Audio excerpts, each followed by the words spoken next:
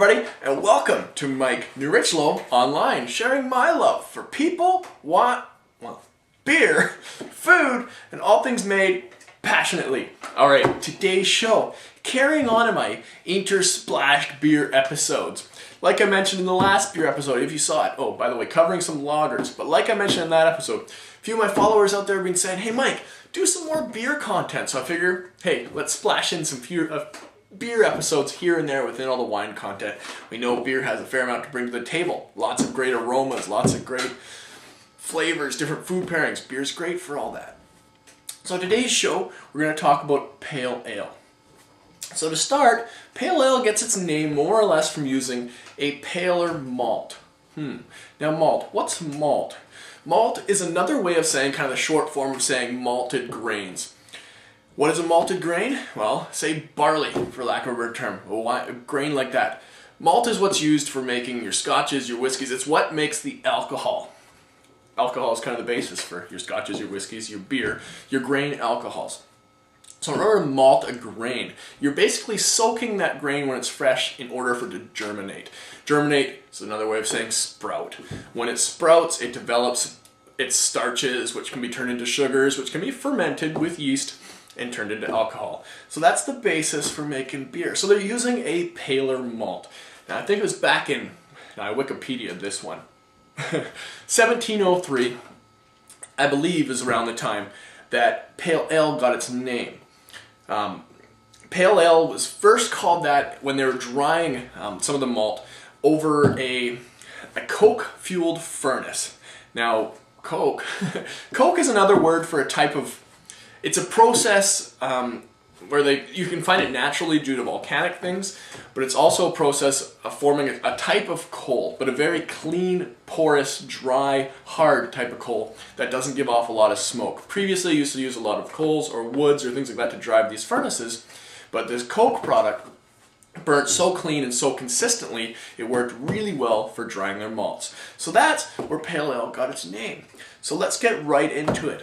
The first, they don't do that process anymore. I'm sure they've got all kinds of different ways of doing it, but that was back in the day when they were drying their malts. Okay, first one I've got here, the Cutthroat Pale Ale from Tree Brewing. Tree Brewing, located in Kelowna, here in beautiful British Columbia. And so far I've started off with a lot of local beers. I'm going to give props to our local scene because, hey, I live here and I like what they're making. Tree Brewing. Now, Tree Brewing's a brewery in Kelowna that's come a long way. I'm pretty impressed with a lot of the products they're putting out. This is one of my go-to pale ales, so we'll get right into it. I'll show you the bottle here. The Cutthroat, of course, Cutthroat, they got the fish on there. Alright. One thing I've liked about this pale ale, and as I taste it I'll tell you more about it, but it's got a nice bright acidity to it. It's great with food. Okay, on the nose, right away you smell that bitterness, the bitterness from the hops that they're using. You smell the hops. But it's a nice bitterness. It's got that, it's, how do you put it, slightly almost floral. A lot of that sort of like orange apricot peel. Maybe a bit of like, yeah, orange apricot peel, but that bitter tartness of the peel.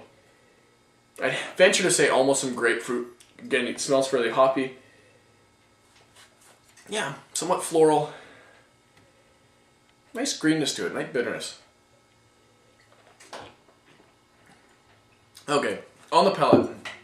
Yeah, okay, on the palate, this is screaming grapefruit. Definitely, it's super grapefruity, and a lot of that just kind of lemon peel, orange peel characteristic, a lot of that tartness to it. That tight hardness with a nice, the bitterness on the finish is, it's nice. It's not so bitter you can't handle it. It's great on its own. This would just be perfect with a burger or something along those lines. Decent beer. I do like this pale ale quite a lot. Like I said, it's one of my go-tos. I think it's like $12 for a 6-pack or something like that of bottles. I tend to prefer my beer out of bottle because it doesn't get that canny, tinny taste. Anyway, next one, Piper's Pale Ale. This is from Vancouver Island Brewery. Brewery was founded, I think, 1984. They've only been around for a while, but starting to get a reputation out there. So let's try this one, the Piper's Pale Ale. Give it a rinse here. All right. Now this one, a little bit darker in color than the first. A little bit more of kind of that amber color. I mean, that's all based on your selection of materials for making the beer. Okay, on the nose of this one. This one's got a bit more depth to it. When I say depth on this, I mean the first one had more brightness to it. Bright, kind of tart, lemon, lime, citrusy, well I didn't say lime, but lemon, orange, peel, citrusy flavors. This one kind of got more of that malted, that dark, roasted, malted aroma to it. Reminds me of like a chocolate malt, a little bit of coffee sort of. Nothing deep, not like those deep porter styles or stout, not like that Guinness depth, but definitely a deeper nose to it. Almost kind of bready in that way. Actually, yeah, very much so, like a rye bread, something like that.